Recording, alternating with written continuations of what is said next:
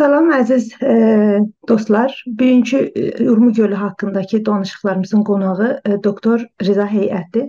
E, Rza bəy, çox xoş gəlibsiz. Dəvətimizi qəbul etdiyiniz üçün təşəkkür edirəm. Mən ilk sualı sizdən soruşmağa başlayayım həmən. Bilirsiniz, Urmu Gölü quruyur və ya qurudulur. E, Bu məsələyə siz necə baxırsınız? Sizcə Urmu Gölü məsələsi sadəcə ekolojik bir fəlakətmi, yoxsa bunun başqa böyük boyutları da mı var? Ben de sizi selamlayırım. Hoş gördüm. Çok sağ olun. Urmu Gölü meselesi tabii ki bir ekolojik bir faciadır. Yani bu meselenin əslinə baktığımızda yani Urmu Gölü'nü biz neçə açıdan değerlendirebiliriz Urmu Gölü'nün kurumasını. Kurumak deyirəm çünkü sonradan o kurutulmaya geçecek. Bunu bir bilimsel olarak, ekolojik olarak değerlendirmek olar. Yani dünyadaki bu hava ısınması, bu iklim şəraiti filan. Biz müxtəlif yerlerde bazı göllerin, bazı küçük su yığıntılarının kurumasına şahit oluruz. Ancak Urmu Gölü'ne geldiğimizde bilirsiniz bu bölgede en büyük göllerden biridir. Yani bunu biz dünyada yani Duz Gölü olarak ikinci ya üçüncü sıradaki göller arasında Urmu Gölü'nü görür. Dolayısıyla burada bu gölün tamamen yani %100'e yakınının kurumuş olması artık bir ekolojik hadiseden çıkır. Yani burada bir bilerek bunu kurutma meselesinin e, hele siyasi açıdan demirəm. Yani normal bir vatandaş gözüyle baktığımızda bunun bu şekilde kurumasının tabii olmadığını görmek çok rahatlıkla mümkündür. Ve bunun neticesinde neler olabilir? Bakın biz Azerbaycan bölgesinde çok büyük tabii hadiselere şahit olmuşuz. Yani orası deprem bölgesidir. Tarih boyunca büyük depremler olur. Təbriz mesela büyük ölçüde zarar görür. Selmas yine zarar görür. Hatta bir şehir görürsünüz birden yok olur. Yani çok büyük biz savaşlar görmüşük. Orada binlerce insanın öldüğü hadiselere şahit olmuşuk.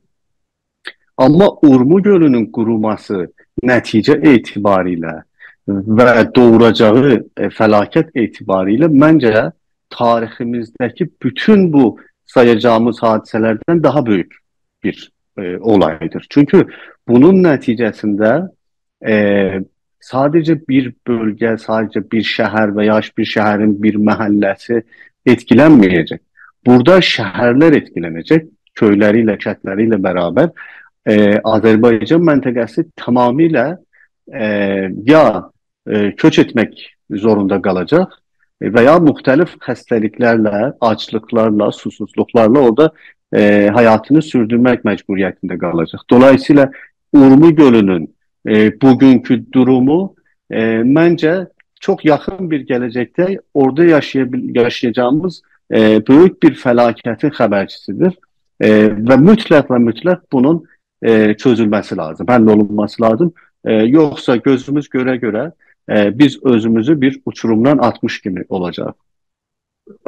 Bəs bilirsiniz, bizdə bəzi insanlar deyirlər ki, bu bir təbii fəlakətdir. İran hər yerində su problemi var, quraqlıq var.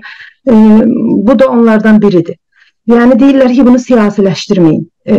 Sizcə bu doğru bir şeymi? Siz bu konuda nə düşünürsünüz? Bence Urmu Gölü'nün kurulması tamamıyla siyasi bir meseledir. Yani bu siyasi hedeflerle ve iller öncesinden başlatılan bir projenin neticesidir. Yani burada elmi bakanda bir ekolojik felaket var. Siyasi bakanda ekolojik bir savaş var. Aslında savaş da değil, ekolojik bir saldırı var, hamle var. Çünkü savaş olanda iki taraflı olur, karşılıklı olur. Halbuki bizim hiç kimseyle ekolojik bir savaşımız yok.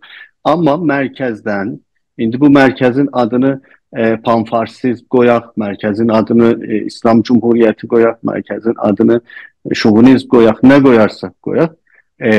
Oradan bir ekolojik savaş başladı.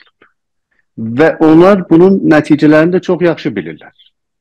Belə düşünmüşlər ki, mən burada bu ölkədəki Türk nüfusunu, yəni 40 milyonluq bir Türk nüfusunu parçalamam, yok etmem mümkün olmur. Özellikle de bu teknolojinin gelişmesiyle ben artık bunu rahatlıkla farslaştırabilmirəm, öz içimdə əridə bilmirəm. Dolayısıyla mən bunları bu məntəqədən başqa yerlərə köç etməyə məcbur etməm lazım. Bunun için bir proje hazırlanmış və en güzel projede onların açısından, yani Təbrizi də, Urmiyanı da, Ərdəbili də, hatta komşu ülkeleri de etkileyecek en güzel seçenek burada Urmu Gölü'nün kurutulmasıdır. Bunun için yani Urmu Gölü'nün doldurulması için verilen bütçe veya başka devletlerden alınan yardımlar Urmu Gölü'nün kurutulması için xərclənmiş. Yani oraya para xərclənmiş aslında ama onu kurutmak için xərclənmiş ve bunlar bunun nəticəsindən də çox ümidlidirlər ki düşünürlər, bəli, indi bu %96-97 qurudu.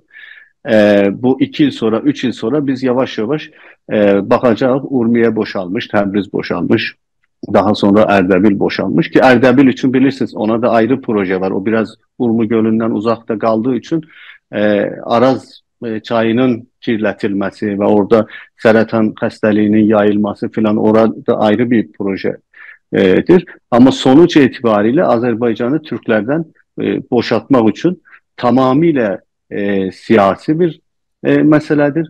Ve bunun önünü almak da yine siyasi yollarla mümkün olacak.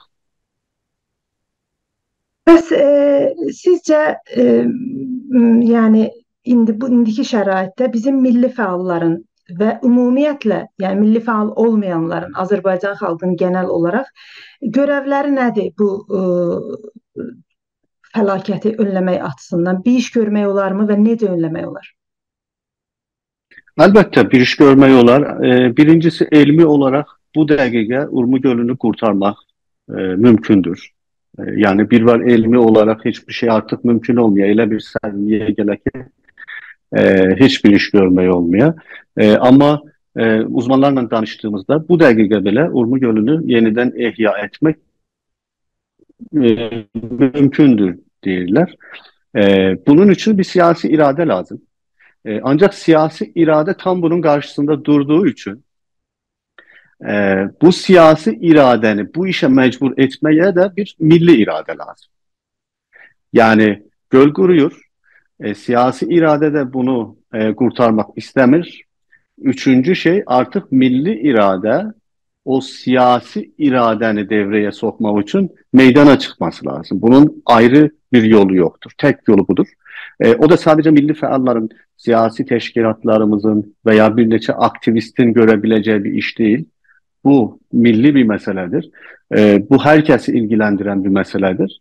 Yani o şehirde yaşayan bir genci de, bir bakkalı da, üniversite hocasını da, esnafını da herkesi ilgilendiren bir meseledir.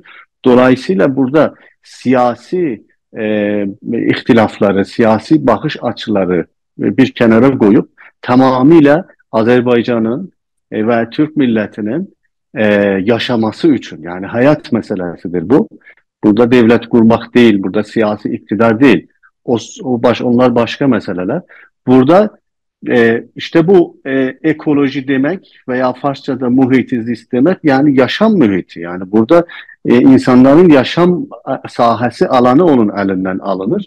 Dolayısıyla bence siyasi faallarımız başta olmak üzere insanların tamamını meydanlara çıkıp bütün platformlarda öz hakkını istemesi, öz hayat yaşam hakkını, yani bu devletten hak istemek değil, bunun zaten hakkıdır.